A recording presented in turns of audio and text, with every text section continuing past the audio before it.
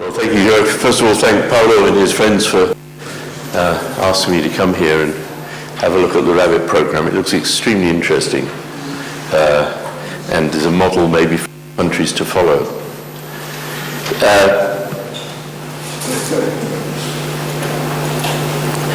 There's a whole lot of people involved here,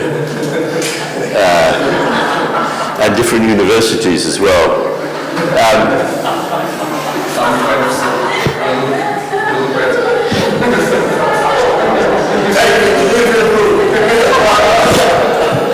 There's another version of this actually.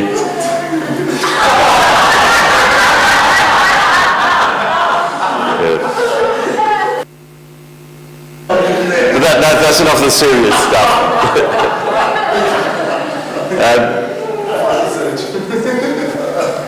So what are spontelectrics? Spontelectrics have a certain property. We discover them by chance, by serendipity, if you know the word. You put a film down on a surface and you find there's a massive electric field inside that film. That's surprising because people have looked at thin films 50 years or more under UHV and not seen these things before. There's reasons why. I won't talk about why people have missed it before, but it's clear what the reason is. So electric field spontaneously forms in a film. And it's a very surprising result, and we first of all thought that the experiment had broken down. This field can exceed 10 to the 8th volts per meter in nitrous oxide, which is because the breakdown fields in solids are 10 to the 8th to 10 to the 9th volts per meter. So it's almost self-breaking down. It was discovered, first published in Phys Rev Letters in 2009, and there's a review recently, and there's a couple more papers since. International Reviews of Physical Chemistry. So I'm going to just go over quickly over some of the properties which you found interesting of the first of all, the potential on the film's surface, which I'll show you how you measure it later on, is linearly proportional to the thickness of the film, and it may be either positive or negative. When we discovered it in nitrous oxide, it was positive. If it had been negative, we probably would have ignored it because we probably thought, since we interrogate the surface with electrons, that the electrons are merely charging up the surface. But since it went positive, it seemed very anomalous. So that gives rise to a corresponding photoelectric field, V divided by D. It couldn't be simpler than that, volts per meter. Photoelectric field depends, this field in the film, on the nature of the material, what material it is, and the temperature at which the film is deposited. Not at the temperature of the film is, but what is deposited. And the nature of the substrate has very little to do with this. Essentially no bearing on the value of the surface potential. It's a bulk effect of the solid. It doesn't matter if you lay it down on gold or you lay it down on solid xenon, for example. So further aspects of the solid spontelectric effect. You've all grasped what it is. It's a very simple idea. You have a film, you have a potential field in it, electric field in it, a big electric field. There's very diverse materials. Not being stamp collectors, we only tried about 12 or 13 different materials. Water ice does not show the effect, nor does carbonyl sulfide. That was an expensive experiment, as it turned out. Took 10 minutes to discover it didn't work. The reason is it's crystalline. These are non-crystalline solids. They're almost amorphous. I'll say almost, you'll see why. But there's a whole variety of species. They have nothing to do with one another chemically. The only thing they have in common, they have dipole moments. In the gas phase and also in the solid. The solid phase dipole is strongly reduced in the solid, but is nevertheless there. Some have very small dipole moments. For example, propane has about, in the gas phase, about 0.07 debis or something. It's barely polar. So just repeating what I said. And there. So the surface voltage is proportional to the thickness of the film. There's a constant electric field, and if you remember your elementary physics, that means there's no free charges. The polarization is proportional to the electric field through the dielectric constant. Okay, so it's very simple, electrostatics. There's a Curie effect as well. if you take a film of material, of nitrous oxide for the sake of argument, or I'll show you some isoprene, you put it down on the surface, on a cold surface, then you take this film, you then warm it. Critical temperature is reached at which the spontelectric effect decays abruptly. You see this because the voltage which you measure on the surface, I'll come back to how later on, decays rather abruptly over 1 or 2 Kelvin. By analogy with ferromagnetism, this is referred to as a Curie point. And here you can see it, the Curie point for isoprene, 300 monolayers of isoprene. These are thick films, not normally called thick films. That's about 100 nanometers thick, roughly. And you see the temperature of the film is laid down at 41 Kelvin. There. And you warm it up to 70 Kelvin. And then the effect decays to 0, more or less. But isoprene is still present. You can tell that because, of course, you do an experiment at UHV. You warm it up to 105 to 110 Kelvin. All the isoprene comes off. You see the mass spectrometer. It's called TPD, temperature programmed desorption. Okay? So we have the techniques of solid-state physics at our fingertips, which is useful. So you can see it's simply a decay rapidly over a certain temperature range, a couple of degrees. The cause of the spontelectric effect, why do you get this enormous voltage? This is obviously what must be troubling you. It's alignment of permanent dipoles in the bulk. Properly orientation. For those of you in molecular physics, you normally call it orientation, but it's come to be called alignment, which is probably a mistake. But that's to say they're not random, but they're also pointing in the same direction to some extent, some small extent. We'll come back to what extent in a moment.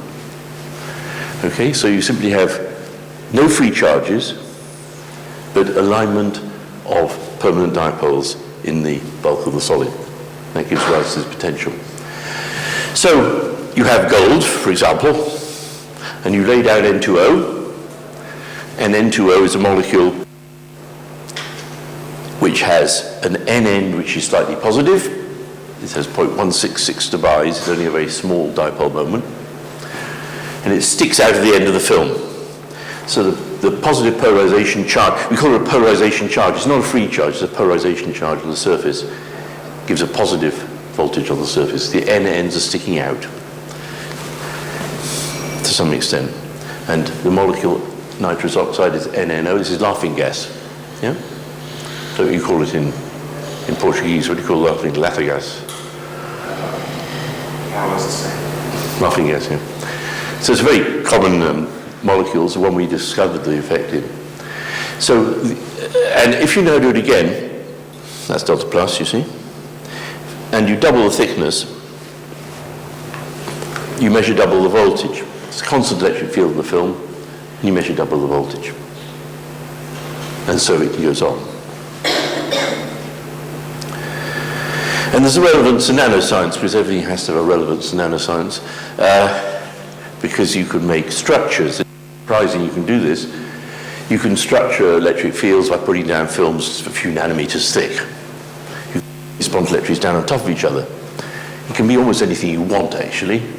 Simply lay one spontelectric material down on another, and you get a electric field structure. And negative going and positive going materials can be combined, which is very surprising, because I thought when we tried this that we'd have to put a barrier layer of xenon in between, but apparently you can just put one down on the other. For example, you can make a triangular well. Isopentane goes negative, so we put 33 monolayers of N2O down, you get plus 800 millivolts. Or if you want to put 330 monolayers, you get 8 volts. And then you put 183 monolayers of isopentane, slightly less effective, and it goes back to 0. Voltage goes back to 0. You get a triangular well, 800 millivolts deep. And you can make these three-dimensional, you can make anything you like. But this is just in 2 dimensions. So you can do what you like with this. That's about 50 nanometers typically, this distance. You can make it anything you want. I leave it to your imagination to think of devices you can create in this way. Toluene and isopentane, deposited at 50, this is an experiment we did, a positive negative zigzag pattern.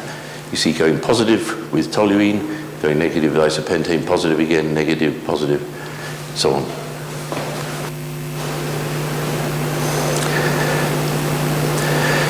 Now, how do you actually measure this? I told you that you got these potentials and you can measure them.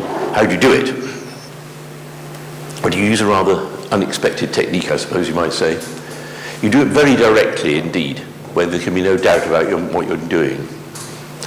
You use the Astrid Synchrotron light source, and we have a new machine, Astrid 2, and the gentleman sitting in the audience there, who pulled the rabbit out of the hat, is Paolo. It's actually used Astrid 2, and he can tell that everyone is a functioning instrument. It's a third generation light source, very high brilliance, which has just gone online in Aarhus, and you can apply to use it. And what you do is you produce a current of amps, usually no more than 200 femtoamps, using photonization of argon in this cell here. You expel the electrons in a very weak field here, and you let them fall on the gold. And it's simply based on the idea that you start at one potential, you can get to another, but no further. Barriers apart in between. So if this is at 0 here, and this is at 0 here, then the current will reach there. So you set this up so it apparently looks as though the point of formation, which is defined within a millivolts or so here, is the same as here. There's a few contact potentials, obviously, but never mind them. And then you put down some N2O, and you let the electrons fall upon that, and you find that instead of the onset of current being here, it's here. In other words, the surface of the N2O is positive, apparently. And it's positive by this amount. And so what you can do is shift this to here and measure what shift you have to put in to measure the potential. So that's the principal measurement, very, very simple. Of course, it's on a synchrotron, there's lots of fiddling around. The nice thing, of course, about this system is the energy definition of the electrons is given by the energy definition of the photon. So we have a resolution, we choose a resolution about 1.5 millivolts here. It could be 10, it could be 3 times better if we wanted it to be. There's not much point, really, because we're dealing with volts. So you put down nitrous oxide, and you put down sort of 75 monolayers, and you get 2.1 volts. 40K, you put some more down, and we went up to 38 volts. On the surface, it's slightly curved because obviously the experimental dosing wasn't perfect. It's difficult to control dosing perfectly over such a large range. That's 1200 monolayers. That's about 1/3 of a micron. So it's quite a lot. We stopped there because the femtoammeter, which we're measuring this current with, can be floated to about 45 volts, the manufacturer said, or maybe 400, he wasn't sure. And since it costs £10,000, we didn't want to screw it up. And anyway, I think we made our point, you can get a big voltage on top. You can multiply that up in your head. If you want 500 megavolts, you can make it 3 meters thick. And what about deposition temperature? I told you that the surface potential depends on deposition temperature. So these are all a set of temperatures which are deposited layers, and simply the slope of this line gives electric field. This is distance, this is surface potential. And you can see here you have about 1.2 times 10 to the 8th volts per meter at 38 Kelvin. It's the lowest temperature we could get in our system. And 1.6 times 10 to the 7th volts per meter when you lay it down at 65 Kelvin, which is near the evaporation point, actually. You can't get N2 to sit on the surface of gold at a temperature much higher than that, or any higher, in fact. So you can see that you get a variation with temperature, and there it is electric field varying with temperature. Okay? This is the observed field, never mind the blue points. That's experimental measurements. Quite a long time it takes to do that too, I can tell you. And it's a general phenomenon. Negative going fields here, CF3Cl, isoprene going positive is slightly more effective, in fact, than N2O. Propane going negative at different temperatures, you can see. At 60K, nothing. Isopentane going negative, toluene going positive, and so on and so forth. 90K, there's a very small electric field in toluene. You still get the effect, but it stops about 8, as I remember. So it's a simple thing to understand, in principle. There's also experimental confirmation of the spontelectric effect. I won't go through this in detail, but you can use what's called rare spectroscopy, reflection absorption infrared spectroscopy. And this has been done in Martin McCustra's lab, mostly by, where is he, Jérôme Lannes, who was a postdoc there. That's in Edinburgh, in Heriot-Watt University. And you get this longitudinal transverse optical modes. If anyone wants to talk about this, we can talk about it later. And this splitting, the splitting between these two modes, which are this way and this way, tells you about how aligned molecules are on the surface. And you can show that the larger the splitting, the more aligned the molecules and so forth. And this is completely independent evidence that you have dipole alignment, which leading to the effect. So, what about understanding this process? I've shown you a few experimental results. I'll show you a few more in a minute. The spontelectric field depends on the temperature of the film which it was deposited. So it's the temperature which the film is actually made, not what you do to it afterwards.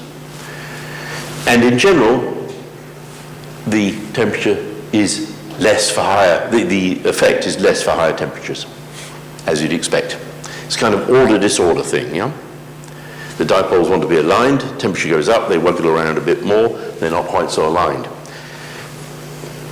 However, that's not right. Sounds nice. For one material, and probably others, but we tested one in great detail, methyl formate, was an interaction with a postdoc I had doing radio astronomy of methyl formate in space. It just shows how things interact with one another.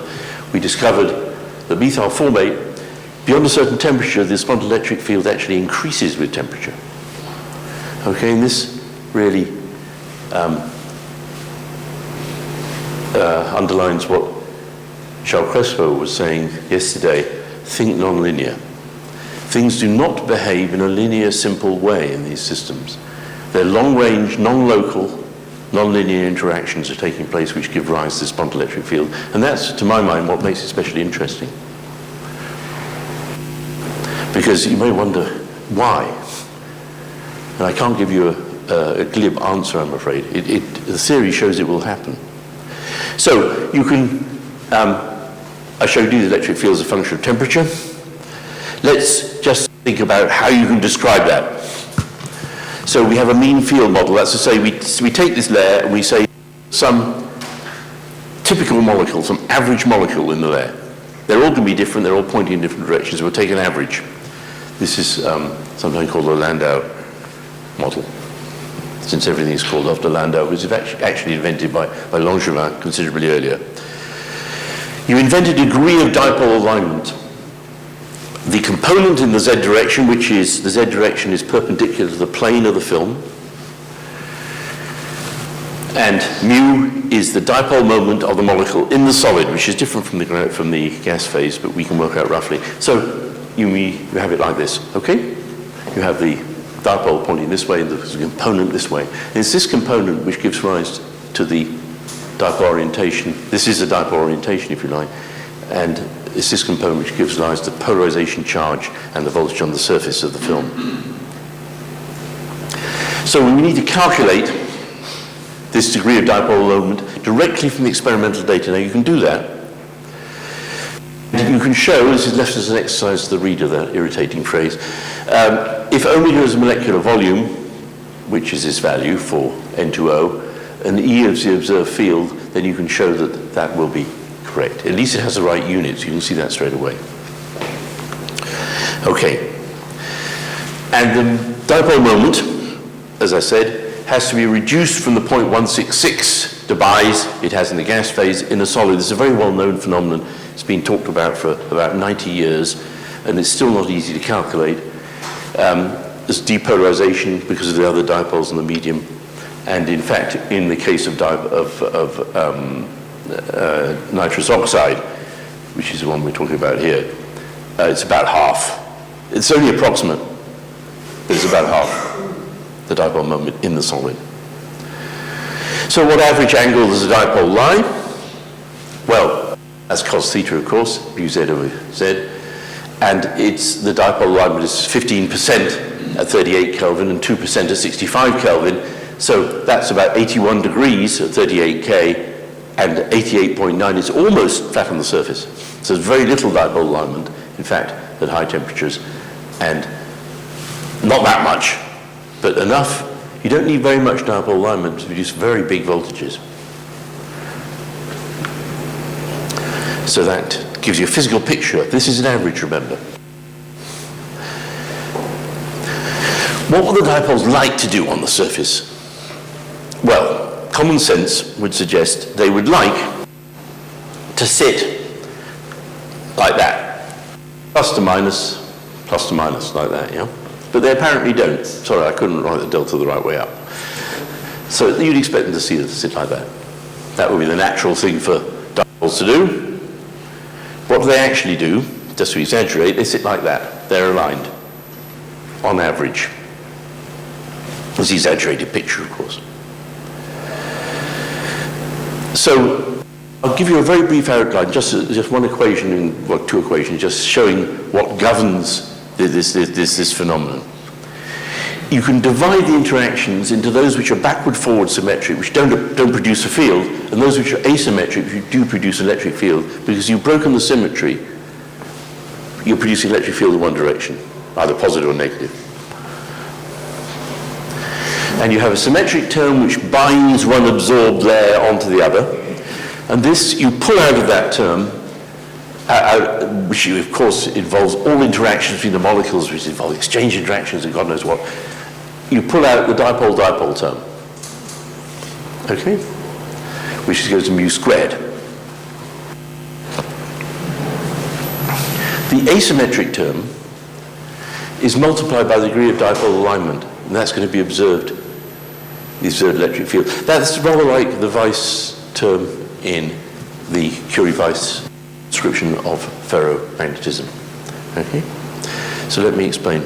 The total field in the z direction is given by a symmetric part and asymmetric. This part here is the observed field, okay? So you've got some parameters in here. We'll come back to that in just a moment. You combine this with a standard Langevin function, which you can find in physical chemistry textbooks, which tells you how dipoles are organized at a certain temperature. And it is given by this formula here. This is, as I say, standard theory from 1905, I think, probably. Now, E symmetrical, asymmetrical, and what I call zeta here, are temperature-independent adjustable parameters. I announce they're temperature-independent. They may or may not be. Let's see if we can fit, assuming they are temperature-independent. You solve numerically for mu z, because this is a very nonlinear affair. Because mu z occurs in here and Ez occurs in here. You see, they're coupled strongly, these equations. You to fit the experimental data for electric field. And the control parameter is the energy of interaction of this local field at a dipole, that's that, divided by kT. So you can see that it is a competition between an energy of interaction of an electric field with a dipole and thermal motion. So that's a control parameter. And then you have a bit there which you can actually calculate is 1.1 times 10 to the 9th volts per meter, 38K for N2O. That's a local field of an N2O molecule sitting in the solid. And this is a spontelectric field, this bit times this bit, 1.2 times 10 to the 8th volts per meter. And now what you want to try and reproduce is the variation with temperature, using these three parameters, this, and this, as independent parameters. And you can do that quite nicely. This is a calculated field, and this is observed field. The mean field model tends to break down at high temperature because the oscillations of the molecules are getting very large. They're about to evaporate around about here. So you can fit experimental values with observed values in this way. And I already just repeated what I'm saying here. 38K, theta is 81 degrees on average. They're flapping about on average 81 degrees, and it's 89 degrees at 65K. So that's the picture. And it's close to sublimation. It's 66K is when the stuff's sublime, so you can't really expect to do experiments above 65K. Now, what about methyl formate? I told you that things misbehave themselves. This is a very interesting molecule, occurs in space, and it's prebiotic and so on and so forth. But it behaves very oddly. It behaves like this. We measured this, or rather one of my hard-working postdocs measured this, and she found results on. I found this point goes up here. And I thought that's very odd. It should be going down. So we measured the next one, and it went up more and more and more. Okay? Which is very surprising behavior, because it counteracts the intuitive. It's counterintuitive. You should be less effective at higher temperature, but this is more effective. These tend to decay in time. These are stable in time, okay? Overnight anyway, as far as we can tell. And funnily enough, so the field increases. The spontelectric field actually increases above 80K. Turns around and goes up here. And at this point, it actually is believed this material crystallizes about this temperature, which would mean no longer spontelectric effects, dipole-dipole interactions are important. So how does this simple alignment, how much longer have I got, please? 7 minutes. 5 minutes. How does dipole alignment happen? Because happen it does, and it's not what you would expect. Funnily enough, we discovered that in the year 2000, various two theory groups, high-powered theory groups in the US, had spent several years trying to predict this effect. Could dipole alignment occur in solids? And they couldn't find it. They had some indication that it might, but their calculations weren't accurate enough. It's still an extremely difficult problem. We haven't got a rigorous fundamental theory at all, just a phenomenological theory. But one has to have a picture. So if you imagine a picture, on deposition of a dipolar gas to form a film, the thing adjusts so that delta plus goes next to delta minus, and delta minus goes next to plus, on average. That's natural. But there will be fluctuations. Fluctuations that drive all sorts of things, as we know. For example, lasers turning on, driven by fluctuations. Goes off on the non-thermodynamic branch, and this does the same trick. Some analogy. Thermal fluctuations will give rise to locally more delta plus, closer delta plus, and more delta minus, delta minus. Net dipole alignment, just locally. Such configurations will create a fleeting, let's say a temporary, very briefly temporary field on the period of picoseconds, because that's the time of rotation of molecules. Spatially localized, where this fluctuation is taking place, which tend to oppose the effect. Remember Le Chatelier's principle, anything you do, nature tries to oppose it. Yeah? So fluctuations play the role of an externally applied field in the standard description of dielectric polarization. Standard description of dielectric polarization, you apply a field to a dielectric. In a spontelectric field system, there's a macroscopic switch to dipole alignment opposing that setup through thermal fluctuations. This is I can't prove this. This is my picture of it. I think it's right. And this opposing dipole alignment propagates throughout the system, triggering a cascade of correlated events. So it's spatially correlated, one part with the next.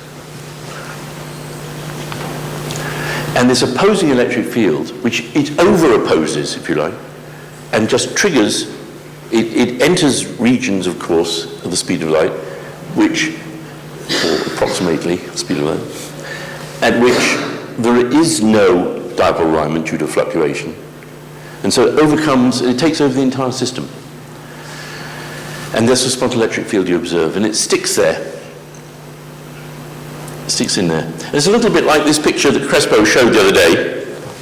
Here's all the dipoles talking to one another. Okay? What this one does, this one changes, the rest change too. Imagine a whole line of them. So it's a non-local, non-linear interaction. You said think non-linear. This is clearly non-local as well. Okay? Something like that. It's useful to have these pictures in your head. Maybe not for you. Oh. That's right, yeah. So come to conclusion. I thought I had something else actually. Why is it misbehaving?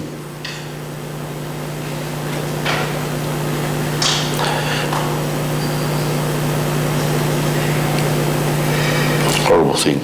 Oh well. Some conclusions. Apparently innocuous solid films. These are very common compounds. Propane, methyl formate, N2O, toluene. You make a solid film, it contains enormous electric fields, which you can see 10 to the 8th volts per meter. At even lower temperature, the fields will get greater. If you go low enough in temperature in nitrous oxide, the RARES experiments in Edinburgh have shown that the effect doesn't take place. It's too rigid. The system's too rigid at 20 Kelvin. But at 30 Kelvin, it's already happening. These fields occur completely spontaneously without any external influence at all. There's no electric field of the system. We don't put it in there. So it's completely a spontaneous phenomenon, hence spontelectric, which is an elision of a spontaneously electrical. We got bored with writing great long phrases, so we invented a name, which is probably naughty.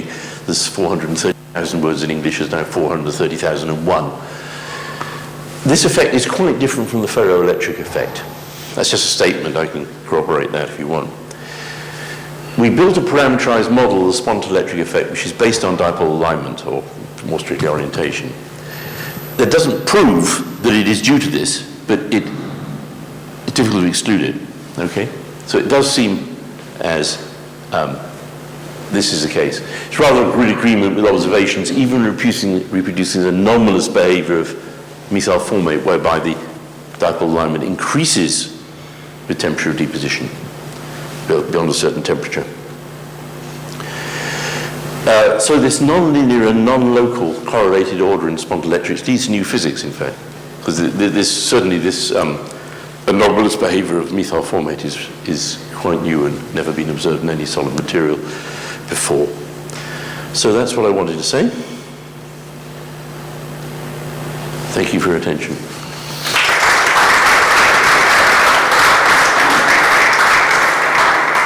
Now, people have promised me lots of questions, so fire away. Yes? What happens when you actually do the voltage measurement? Presumably you're drawing some current. Well, that's right. So, This is the trick, that we're using tens of femtoamps up to 200 femtoamps. Okay? Now, if you put a current on of a nanoamp of electrons, then you can get, or in fact, we did experiments first by irradiating for a long, long time with electrons, and you can get the voltage to go away. Because, of course, it's positive on the surface. You can neutralize that positive voltage. But only by, if you use very low currents, you have to do it for a long time. Now, we've also done this with a standard current source, and you can remove the voltage completely in about a few seconds. And this is why people haven't seen it before. Because the amount of polarization on the surface is just 10 to the minus 3 coulombs per square meter. So you rapidly remove it. So the whole point about interrogating with a very low current is you don't change what you're looking at. yeah, I guess that was the point of the question. If you were to put resistance to ground, Yeah. what structurally what happens to you? Nothing, I suspect, because you'd have to rotate the dipoles. You're just neutralizing the charge of the surface. It still remains dipole line inside. If you were to take the top off somehow, it would start again. It's a good question, but I don't think they rotate and become non-spontelectric inside. In fact, we have other evidence for that. But the trick is, I mean, you may wonder, why hasn't people seen this before? 50 years or more people have been making thin films. The reason is that when people have interrogated surfaces, they've either used Kelvin probes, which are a different sort of thing altogether, or they've used very high currents. I mean, nanoamp is considered quite low current, of course, but that's far too much to detect this phenomenon.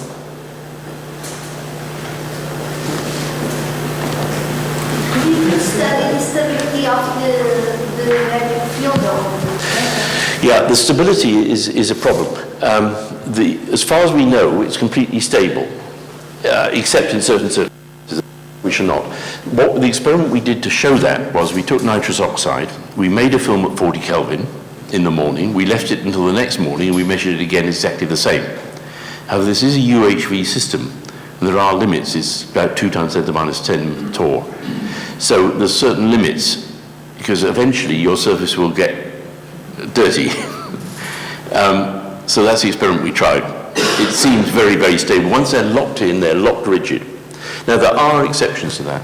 Methyl formate at high temperature and 1 or 2 other molecules showed, under certain temperature conditions, a decay of the field. But in general, it seems it's stable. I don't know if it's stable over weeks or months or years, but probably. Are there any techniques you could use to interrogate the surface? This atomic or molecular level? Well, there's the RAS technique is being used, which tells you about the alignment in the solid. And we're looking also, we're actually doing neutron scattering experiments at Oak Ridge to look at structure. We've already done that, it works. But we haven't looked at Bragg reflections yet, so we can't tell about alignment. But so we're trying completely independent techniques. The RAS technique is a completely independent technique, of course. You make the films under very similar conditions, but you interrogate them with infrared spectroscopy. And that shows the effect. So in your original experiment, you just measured the potential of the surface. And from that, you somehow predicted the orientation of these dipoles. 80 or 38 degrees. Whatever, yes, 83 degrees. Or could you comment on what was then confirmed by these infrared? Well, this is a bit technical, I'm afraid. It's oddly enough. Simply the result. It's a confirmed. Oh yes, they confirmed this orientation. And they confirmed that it changes with temperature in much the same way as we observe. But I don't think they have an actual value for the orientation. But we haven't written that work up yet as such. We just mentioned it in passing. So they're convinced that they can see orientation in the solid through RAS. I mean, it's a standard technique for doing it. You should also do it through XFs actually as well. But when we applied for time, they refused to give us any time to do it. Up to them. Presumably for any kind of nanotech applications, the warmer you could produce spontelectric, the more practical to do. Yes. What's the highest temperature spontelectric? Well, you can get a 90K, you can get it to work, but there is no fundamental reason why it shouldn't work at room temperature. There's one possibility. We've tried methyl formate and ethyl formate, and they're both spontelectric. If you increase that homologous series, as it's called, you can get these things which, with about 10 carbon atoms in or something, which actually are solids at room temperature. Now, whether they would be spontelectric, I don't know. Someone else would have to find out for us. But in principle, I think that it's possible. But in practice, I don't know. I wonder if you'd like to speculate more generally on what the practical applications. Well, we've speculated. Well, one thing is obviously make nanotraps with them. For quantum computing, people talk about minimizing things, but it'd have to be cold, as you rightly point out. Because you can make any shape potential you want. It's really a solution in search of a problem. What do you want to have tailored electric fields for? What could you do with them? You could think of another possibility is nanoxerography. You know, the Xerox machine works by charging, by having potentials. That could also be part of the. We actually got a patent on this thing. It wasn't taken up after a year or two, so we abandoned it, of course.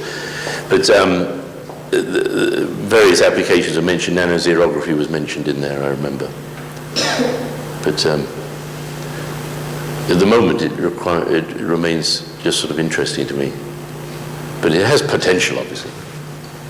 You could, if you wished, you could, as I say, if you get 3 meters of N2O, you can have 500 megavolts on top.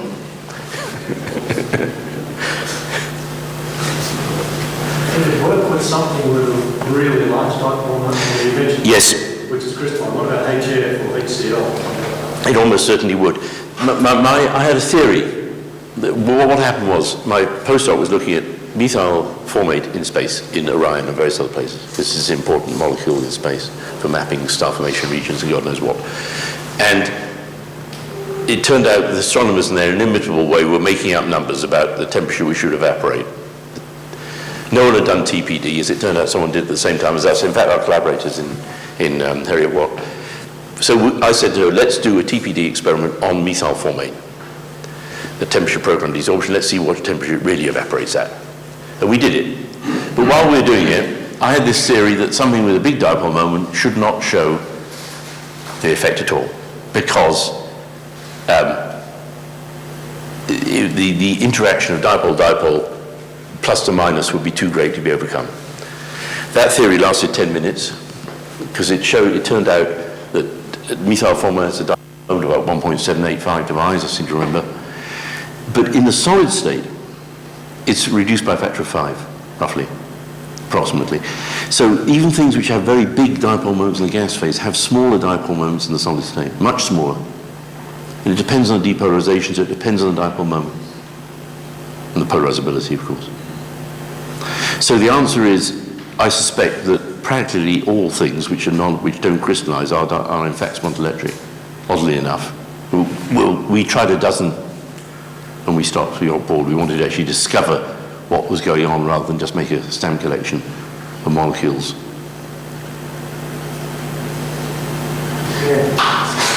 Thank you again, David. To give this talk, to be here, I'm very happy being a member of this collaboration, this doctoral program, international doctoral program. And what I'm going to do here today is to present some of the possibilities of research that we can offer in Madrid. But not only in Madrid, but also in collaboration with other groups in Europe and in Australia. So I'm going to present mainly the models, the modeling procedure that we have at the moment, we're currently using to describe the interaction of mainly secondary particles, low energy secondary particles, that can be produced during the irradiation in some medical application, mainly in radiotherapy, but also for some diagnostics. So the motivation, there are several motivations, but probably the main goal of this study is to describe the effect of the radiation at the molecular level. So provided a new tool, we can say, a new tool to evaluate the damage, but at the molecular level. So in terms of bond breaking, in terms of molecular alteration of the structure. So most of the radiation damage, we can say now, and is proved, is produced by secondary species. Mainly electron induced, that can induce molecular dissociation by several processes. Of course, ionizing processes, but also exciting molecular electronic levels, also exciting vibrational level, and as shown yesterday, Eugen, by dissociative electron attachment, which is a very, very efficient way to destroy the molecule, to change the structure of the molecule, and to break bonds. So, and the order of magnitude of these processes, the probability, the cross-section, is sometimes a factor of 10 or more, or 2 orders or 3 orders of magnitude higher than the traditional dissociation by ionization.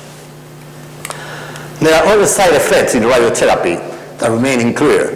When you irradiate the tumor, you are putting all the energy in the tumor, and you are trying to don't irradiate all the surrounding areas of the healthy tissue. But sometimes some secondary effects are not controlled, and some side effects appear that are not clear at the moment. So one of the objectives of this study is to try to identify, to correlate the side effects with some electron or secondary species interaction. Although the motivation is connected with the positron emission tomography that Steve Bachman was showing yesterday. Positron emission tomography is very common. It's a very, very powerful tool to detect cancer and metastasis because of this metabolism of sugar producing those points, and you can attach a positron emitter to the sugar, and the sugar goes to that point, and you can detect, right? So it's one of the applications in which we are interested at the moment. And it's also a potential tool for a new dosimetry in the case of hadron therapy, because positron emitters are oxygen-15 and carbon-11 are produced during the interaction, during the irradiation with carbon ions and during the irradiation with protons in therapy. So we can try to identify those emitters, and we can try to get a scale for dosimetry, complementary dosimetry. And probably the main goal is to define a new dosimetry that we can call nanodosimetry. Someone asked yesterday about what is nanodosimetry. Well, probably the general answer is nanodosimetry is the description of the effect of the radiation in terms of bond breaking, in terms of molecular alterations. To get this, there are several, at least two ways to define it or to get it. One is that used in PTB. They are trying to represent this bond breaking in terms of ionization, on clustering ionization, of the number of ionization produced in a nanovolume. But in our case, due that most of these bond breaking are produced by low energy electron, even sub-ionizing electron, the way that we describe a nanodosimetry is collecting all the points where a molecular alteration is produced. Doesn't matter what is the via to produce it, including dissociative electron attachment, including electronic excitation, vibrational excitation, and so on. I will show you some examples. So some application, example of some application that we are now currently doing. Our main activity is located at the moment in high energy photon radiotherapy. This is one of the typical linear accelerators used in therapy. At least in Spain, this is the main tool for radiotherapy.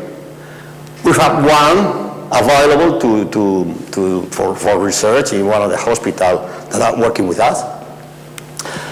And it's very simple. The mechanism is a simple linear accelerator. The maximum voltage for this machine is 10 megavolts.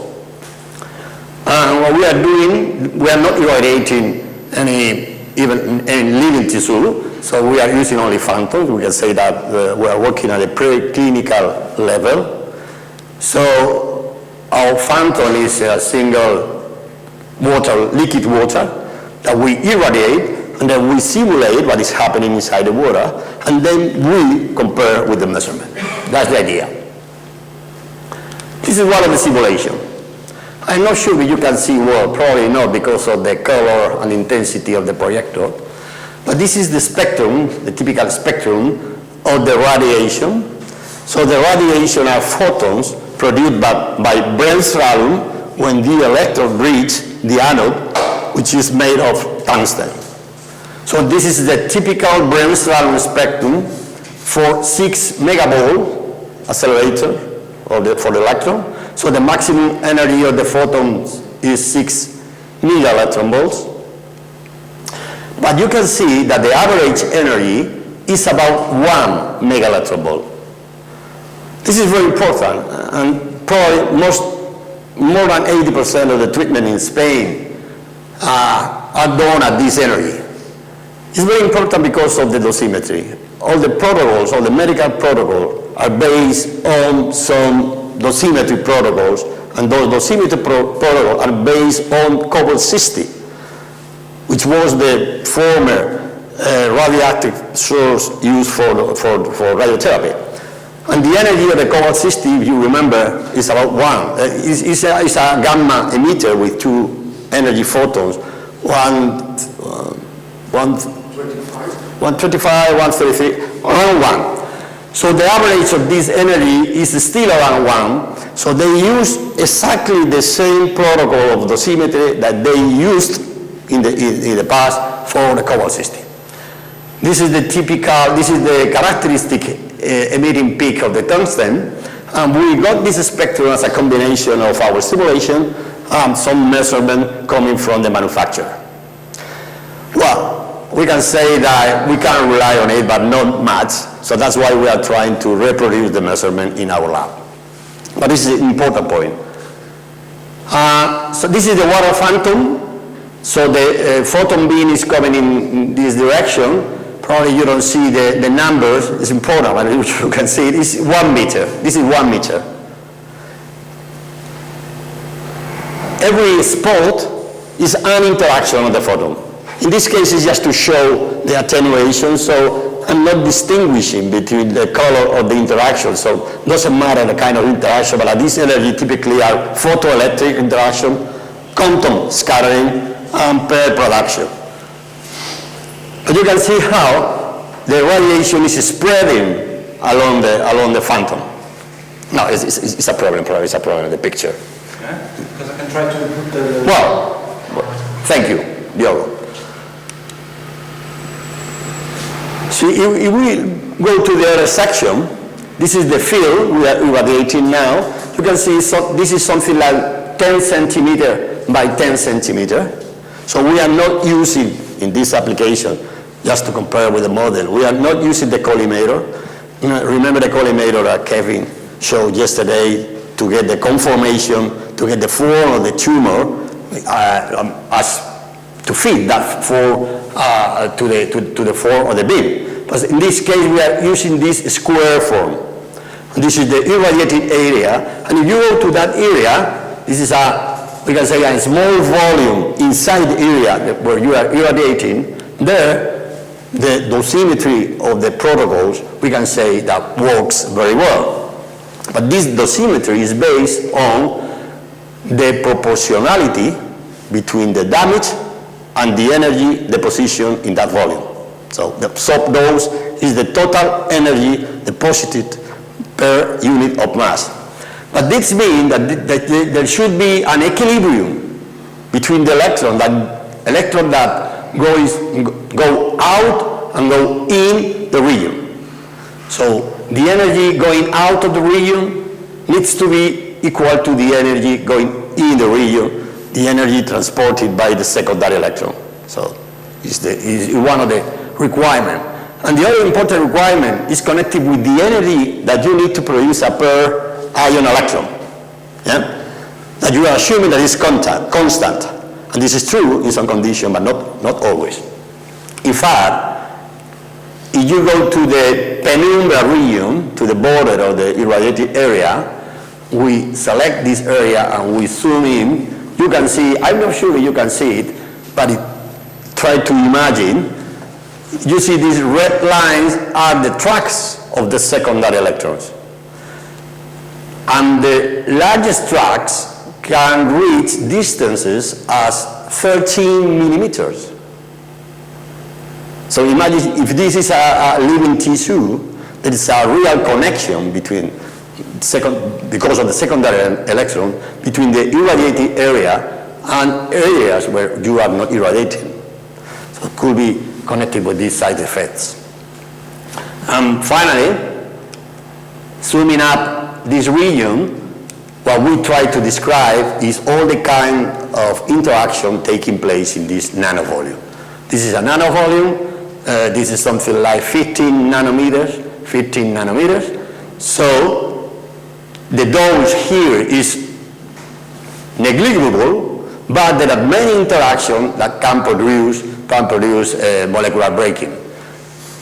Most of them are elastic. The blue ball is elastic collision, but you have also rotational excitation because of the dipole moment of the water is still there. Vibrational excitation, neutral dissociation, ionization, some electron attachment that is certainly producing some breaking of the molecule, and electronic excitation and so on. The model is able to provide the numbers. So the total volume is something like 3,000 cubic nanometers. The energy deposition in that volume is 300 eV, so not much. But the number of elastic scattering is around roughly 4,000. In the elastic scattering is not important from the point of view of energy deposition because there is only energy transfer by kinetic energy. And comparing the mass of the electron and the mass of the molecule, this kinetic energy is very low transfer. But it's very important because it's defining the direction of the electron after the collision. And to get these tracks, we need to know not only the energy transfer, not only the kind of processes that is taking place, but also to know what is the direction of the electron or the particles after the interaction, to follow the track. Now you can see here the electron attachment is 1, ionization 13, most of them are producing bond breaking, other no. Neutral dissociation is certainly, the molecule is dissociated after that interaction. Electronic excitation only 1, vibrational excitation roughly 100. The rotational excitation, someone could be thinking that in the liquid there is no rotation, and that's true. But we continue introducing this parameter because it's important in terms of the temperature of the medium. So the dipole moment is less, but it's there. And the interaction between the charge and the dipole is there. So there is not a rotation, but there is an oscillation which is producing the heating of the medium. This is the principle of the microwave oven. Well, the second application is connected with positron emission tomography for diagnostic. Steve was showing yesterday the principles of the method, so I don't go to repeat that. Just probably to show this picture, if it likes. No, it doesn't work. And to improve this method, to improve this technique, we need to know what is there. What is the track of the positron, as Steve was explaining yesterday. And to know the track, we have to apply this modeling procedure. This is the end of the track that Steve was discussing yesterday. And finally, it's very important as well, not only the indirect damage produced by electrons, but also by radicals, and by charged radicals, and mainly by negative charged radicals that can dissociate the molecule.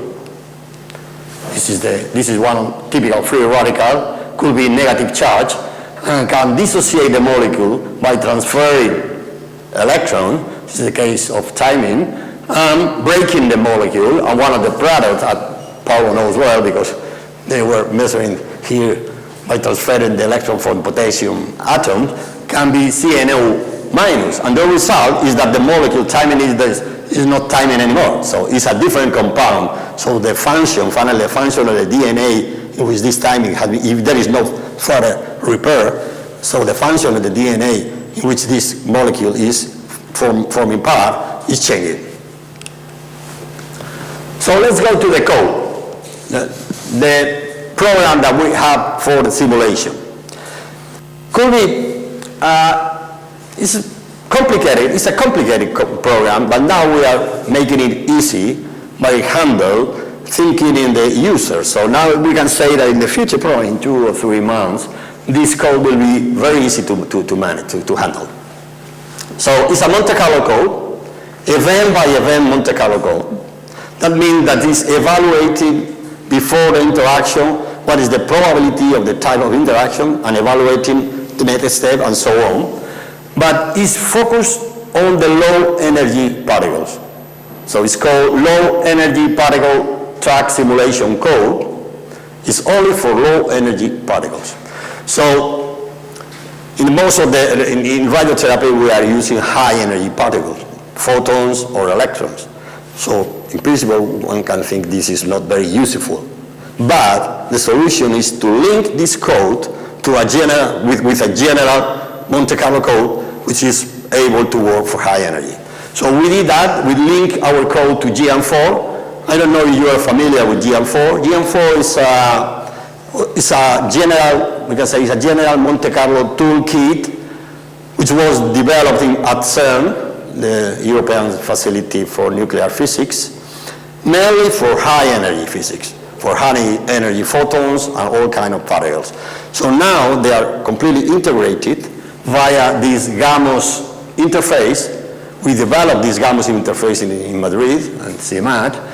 So now they are integrated, so you can start a simulation with a high energy particle using GM4, and when a secondary particle, a secondary electron or secondary species produced, there is a block connecting directly with LEDs, and all the simulation of the track is continuing in LEDs.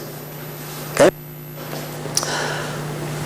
It's easy to handle this code, but what is not so easy is to get the information that this code needs. And the information that this code needs is data about all the possible interaction processes that can take place in the energy range that we are covering. Typically, with this code, we are covering between 0 and 10 kV. So we need to have cross-section of all the processes. I mean, inelastic, ionization, excitation, dissociative electron attachment. And this is the hard work to get these data sets.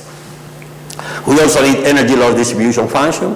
That normally means that we have to measure that because it's not easy to calculate it, and it's not reliable, the calculation of this kind of functions, so are coming mainly from the experiment. We need also the angular distribution function. In terms of atomic collision, angular distribution function are coming from the differential cross-section. So we need to know all the differential cross-section, which is not easy to measure and is not easy to calculate. And finally, all parameters related with the source, the geometry of the source, the spectrum, and so on. But this is not a big deal, so it's not a big problem. The connection with some hospital in Madrid ensure that we can set up some experiment to verify the code in preclinical situation. We have all kind of tool or medical tool available for us for these validation experiments, using photons and dosimeters and so on. No patients, of course. So this input data for the high energy is not a big problem because we are using GM4, and GM4 is using all the literature evaluated databases, so it's not a big deal, that. For high energy electrons and positrons, it's not a big problem because for high energy electron, I mean about 10 kV, the Born approximation, which is a very simplification of the problem, works very well, so you can calculate both the differential and the integral and the energy loss. We can calculate everything you need for the Born approximation, but the main problem is coming below 10 kV, and for that we need to get experimental data and theoretical data. Basically, interaction cross-section and energy loss distribution function, and this is the food for labs. So, concerning experimental data, we need many collaboration with different groups in Europe and in Australia because we need a lot of data for that. So, probably our main collaborators are Flinders University, the University of Liège was one of our collaborators, and now this system is here in Lisbon, so they will continue providing data from here. Paolo and his team. The Australian National University, all the positron data, experimental positron data is coming from the Australian National University because of the collaboration we have with Steve's group. And concerning all these secondary species, negative ions, and or neutral species transferring electron to dissociate molecules, we have a close collaboration with the University of Lisbon. For the theoretical methods, fortunately, we developed some years ago a general method to calculate electron scattering cross-section with atoms, molecules, solids, cluster, and so on. And it's very efficient. The only limitation is the energy, the lowest energy that can be applied. But at the moment, this lowest energy is about 20 eV, so it's not so low. We only need some complement below the 20 eV, and that complement, so our method is called IEM SCAR. I will give you some ideas about the method, but only a brief description. And it's very useful for all kind of target for energies above 20 eV. And below 20 eV, we have some collaboration with the Open University, where Finkel and her colleagues are using the R matrix, and with the University of Rome, Franco Gianturco, where some calculation with the single center expansion. So let's go to the experiment. Just a brief review of the kind of experiment that we have in Madrid and we can offer for this program. This is our standard experiment. Has been running this experimental setup for more than 20 years, and it's for relatively high energy electrons. I mean electron with energy higher than 50 eV, and is able to provide data about the total cross-section by measuring the transmission of electron beam produced by a filament with a beam filter to reduce the energy spread. It's not very important in this case. The energy spread is about 100 millielectron volt. The interaction with the molecule is in a chamber. That means that you know well the pressure, you know well the density, so you can get absolute values of the cross-section. This is very important. The total cross-section is a very, very important parameter for the simulation. Then we can deflect, after the interaction, we can deflect the beam to select the angle around the forward direction, 10 degrees, which is not much, but for high energy is enough, because when the energy of the electron is relatively high, all the scattering is occurring around the forward direction. Then we analyze the energy, so that means that we can also get information about the energy loss spectra, and finally, averaging this energy loss spectra, we get the energy loss distribution function. This is all the traditional experiment. We don't have any of this in Madrid. There were two producing data for the simulation, one at Flinders University in Adelaide, and the other was in Liège, but now it's in Lisbon, and installing a new. So this kind of apparatus is similar to the previous one, but here we don't have a gas cell, but a molecular beam. So it's a cross-beam experiment. That means that it's very difficult to get absolute values, but you can get information by rotating the detector. You can get information about the differential cross-section. This is an important point. And of course, to measure all the differential cross-section is almost impossible. So we choose some prototypes, we choose some angles, and we compare with the calculation. Most of the differential cross-section that we are using in our modeling procedure are coming from the calculation, but verified by the experiment. This is our experiment that is not working at the moment. It's just waiting for some students. He worked some years ago. Again, this is an electron beam crossing a gas cell. We have an electron spectrometer and an electron monochromator. So this is just to reduce the energy spread. Typically here is 40 millielectron volt, 40-50. They cross the gas cell, they ionize, so we can measure the relative ionization cross-section by measuring the charge produced.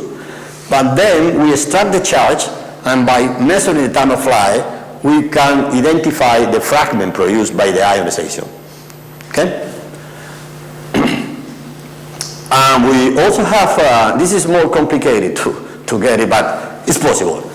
By studying the light emitted by the fragment, you can try to identify neutral fragment and to know about the density of those neutral fragments. So this is a vacuum ultraviolet spectrometer to see the line emission of the resonant lines of this fragment.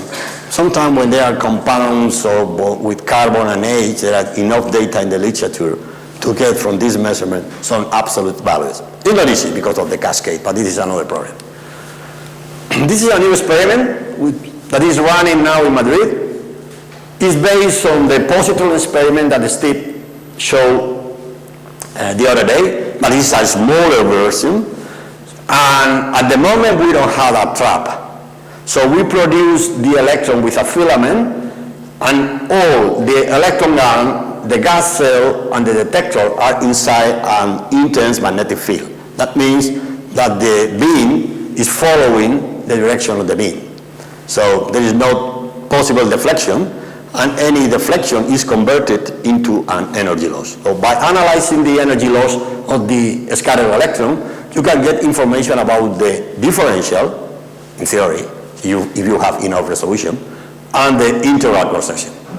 It is running. We measure perimeter and piercing, and I will show you some results.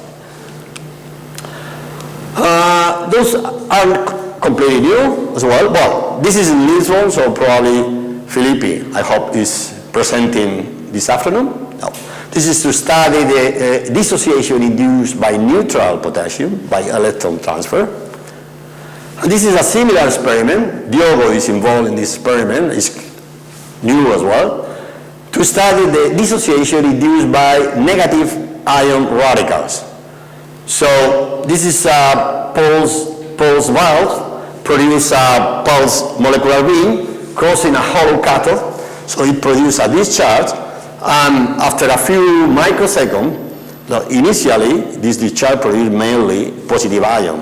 And then there are some recombination, and finally it's produced in the afterglow, it produces some negative ion. And you can extract the negative ion with some insulins and cross the negative beam with some molecular beam, biomolecular beam.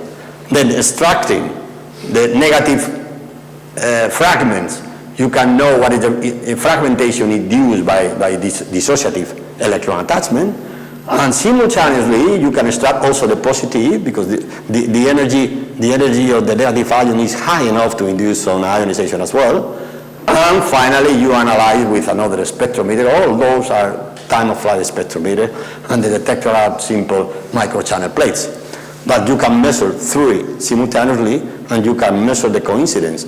So you can get information about the time of the dynamic of the collision.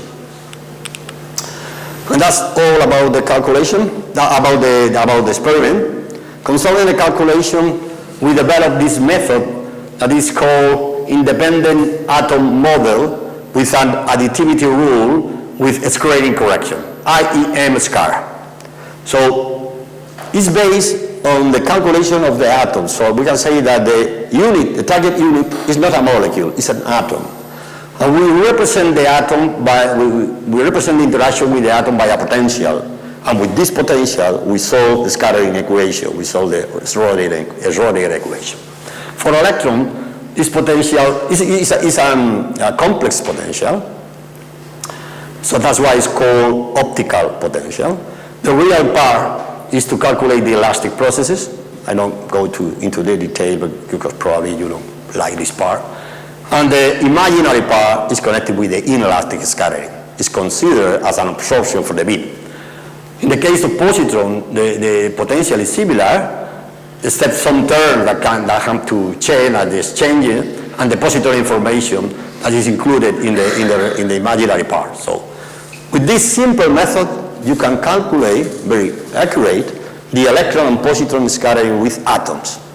And then, using what we call the additivity rule with the screening correction, that means that we add coherently the scattering amplitude for atoms, but taking into account the position of the atom into the molecule, and then you get the differential and the integral cross-section for the molecule. That's the idea. Using the same procedure, you can introduce some condensation effects, and you can calculate also this only with this geometrical consideration. You can also calculate cluster and other higher structures.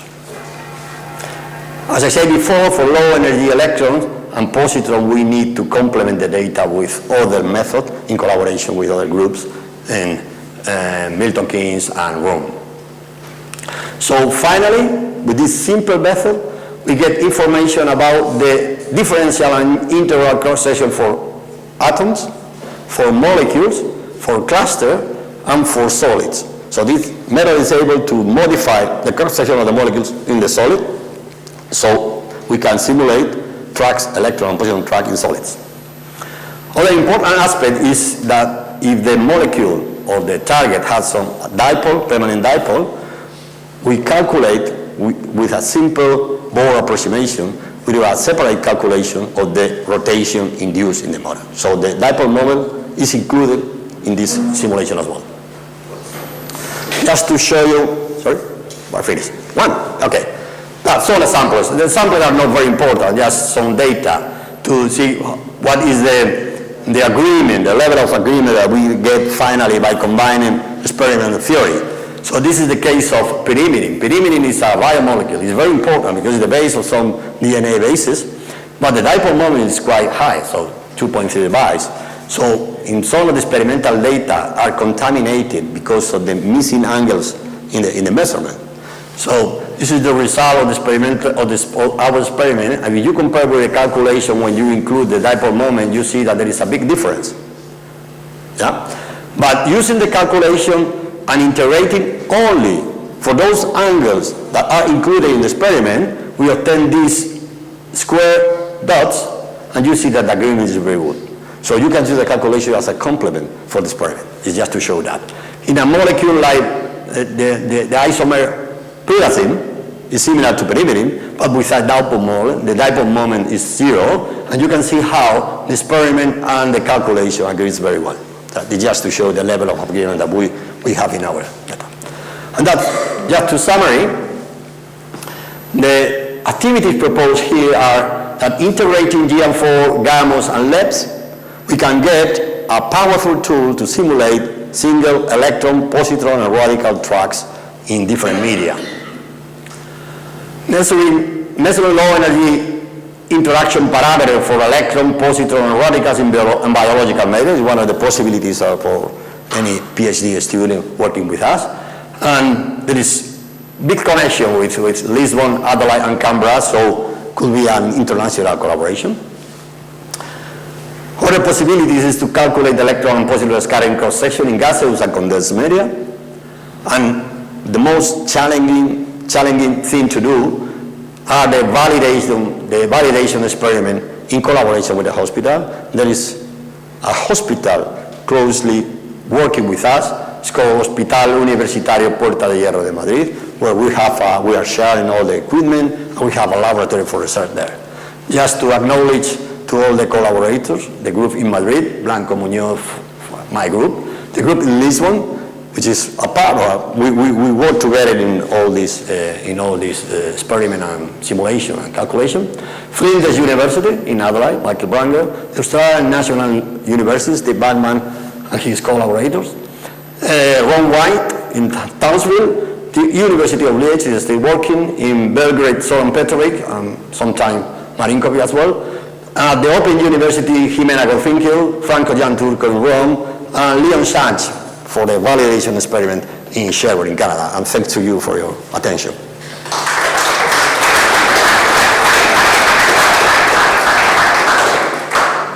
I think we can take one question. Then maybe more coffee break. Sorry?